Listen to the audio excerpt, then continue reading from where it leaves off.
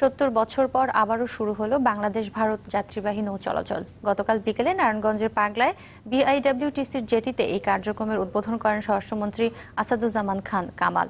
এ সময় তিনি বলেন, প্রধানমন্ত্রীর তত্ত্বাবধানে দীর্ঘ ৭ দশক পরে ভারতের সাথে সরাসরি নৌযান চলাচলের এই ঘটনা দুদেশের সম্পর্ক উন্নয়নে মাইল ফলক হয়ে থাকবে। অনুষ্ঠানে অন্যান্যের মধ্যে উপস্থিত ছিলেন নৌপ্রতিমন্ত্রী খালিদ মাহমুদ চৌধুরী এবং বেসামরিক বিমান ও পর্যটন প্রতিমন্ত্রী মাহবুব আলী।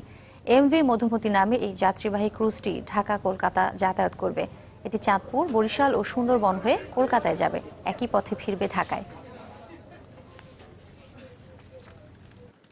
আমরা খুবই আনন্দিত এই কারণে যে ৭০ বছর পরে বাংলাদেশ এবং ইন্ডিয়ার যে নৌ যাত্রা আবার শুরু হয়েছে। বিশেষ করে মানুষ অনেক আনন্দ নিয়ে উপভোগ করে এখান থেকে জার্নি করতে পারবে। জলপথের ব্যবস্থাটা হওয়ার কারণে রোডে যে যানজটগুলো থাকে, অনেক সময় লেগে যায়, এইগুলো থেকে মানুষের একটু পরিত্রাণ হবে।